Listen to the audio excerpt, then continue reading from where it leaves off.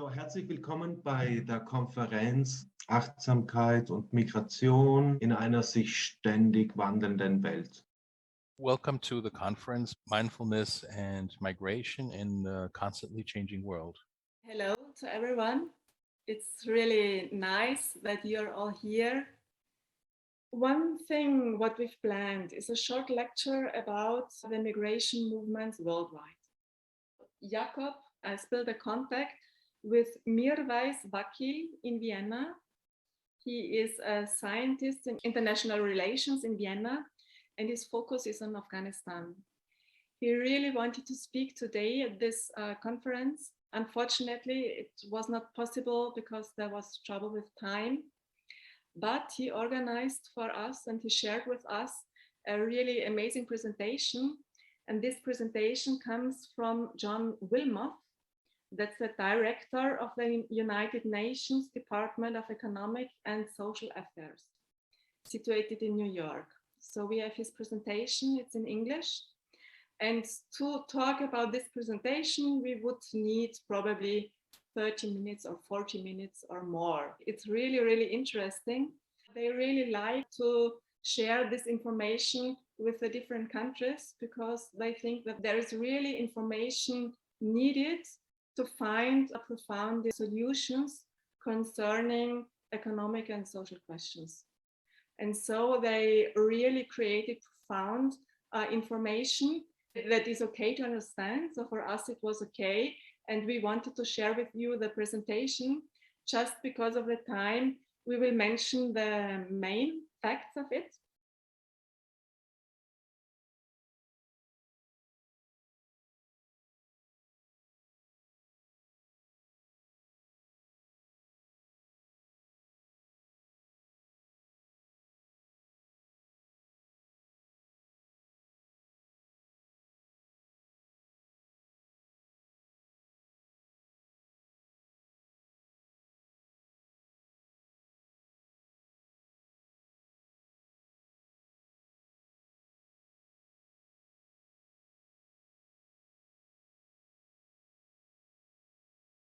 What's migration? Yeah, what's called?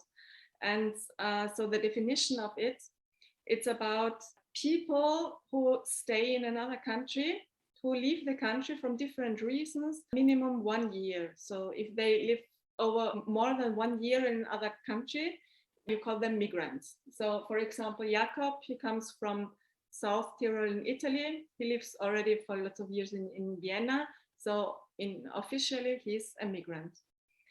And there are about 260 million people, migrants worldwide.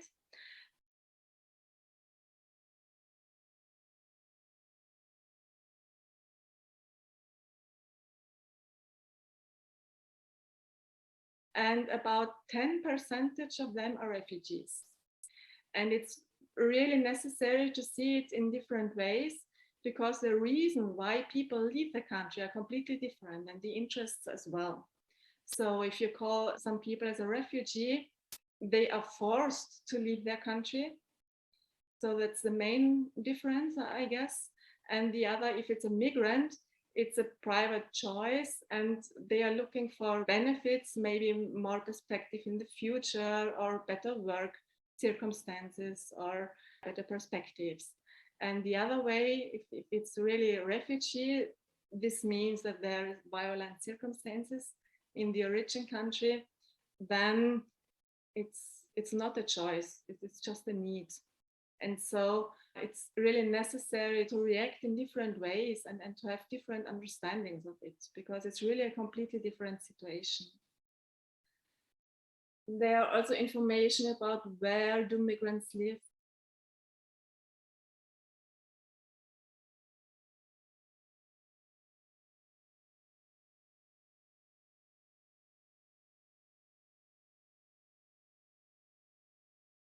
Where do they come from?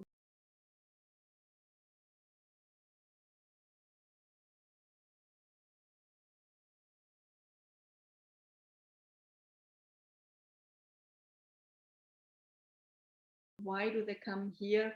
You will find everything in the slides. We will share it with you.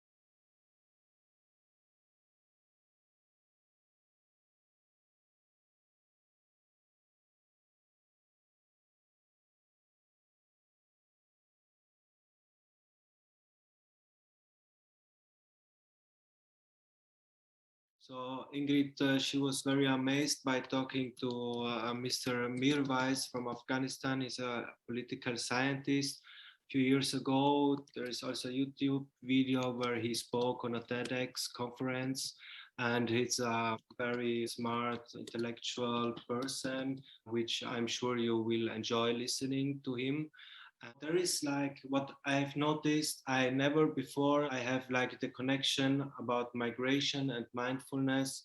For me, it was new because I never thought these two topics together.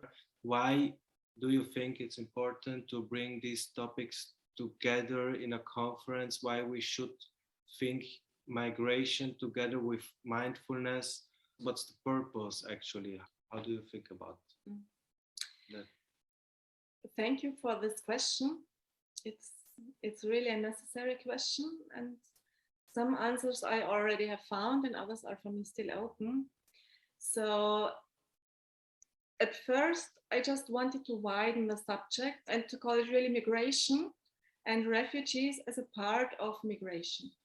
During reading the presentation of John Wilmoth from the United Nations, it got much clearer for me, because one interesting thing is that he says it's quite rare actually, and in my perception it's such a huge subject and everyone is talking about it, yeah.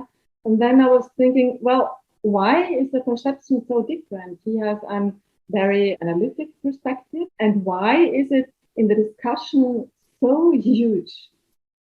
And what I found out, probably that's really connected with mindfulness, because when it's connected with emotions, then the thoughts become much bigger and they get much more value. And when there are refugees, even if it's about 10% of all migration movements worldwide, of course, it's very huge because it's emotional connected, yeah. And when there are emotions inside it, then it gets an important subject. Here I also see the connection with mindfulness, because with the help of mindfulness, we have the possibility to notice these emotions, just to perceive them, yeah. Interesting, now it's this emotion inside my body. Yeah, it's just here. And then we can also pay attention to the thoughts, yeah, that will create of this emotion. And of course, when it's connected with violence, yeah, because there's a violent situation, yeah, when there is torture, then there's a war, when there is all kinds of discrimination, then of course it matters us. Maybe that's a possibility that to make it a bit closer again, because if it's migration for personal interests, there are not so many emotions with them. But when it's forced, it comes in another way. And this also means a lot to the countries where the people go, because for both sides, it can be very emotional. And mindfulness helps to find a way how to deal with it for all sides, from the sides from the affected people, and also from the people who work with them, who live with them together. So that's the way we found out that mindfulness could really be a useful tool and could help us. And when I look now at the lectures that will be tomorrow or on Tuesday, then we really focused not on the whole migration, we focused on forced migration, or we call it refugees. I just wanted to add something to what you just said, with which I really agree. I think because there's also something that just occurred to me during the conversations that we had before the conference and also during the conversations now. I think something that we really experience right now in Europe, which I find a very difficult topic, is also very linked to mindfulness, because I think what mindfulness really brings with it when you practice it and when you can embody it is to have empathy. Empathy with people who are different than you.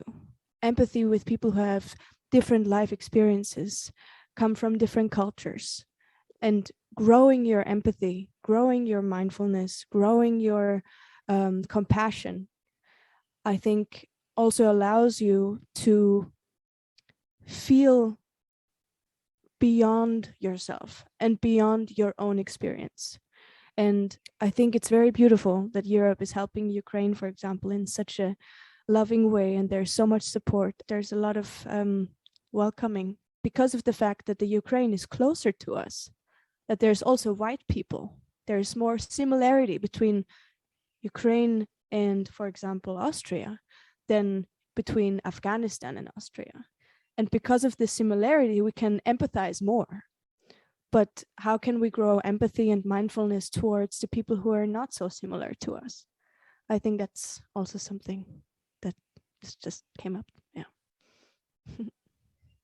Yeah, thank you very much for this addition. It's needed. Yeah, because with mindfulness, it's possible to widen our empathy.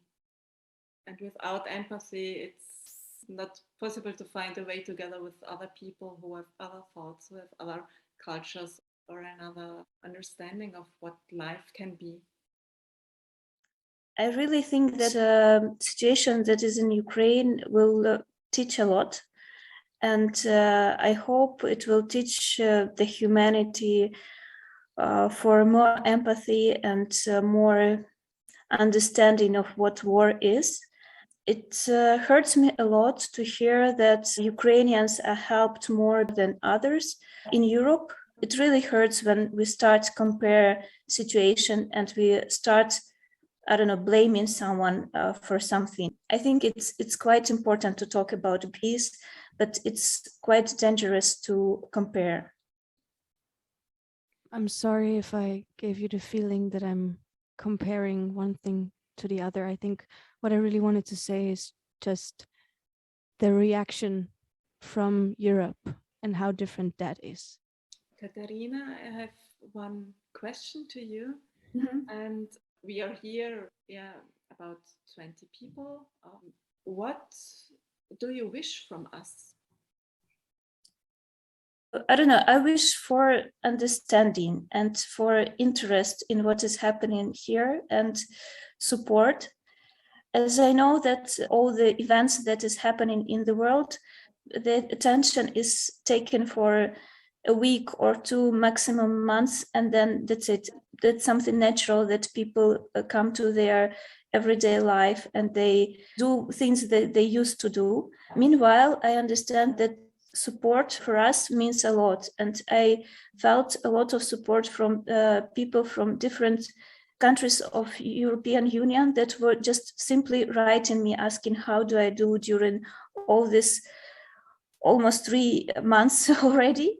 And I really appreciate what people are still doing in their towns. You know, they are going for demonstration and they take care about people that fled Ukraine. And I want to thank for all of those efforts that were done. And I would really appreciate if the support and understanding would be still there in the room, because thanks to support of European countries and European Union, we keep on existing, you know. Yeah, I would appreciate support and understanding of what is happening, and do whatever you can do in your place that you're working now or where you're staying now.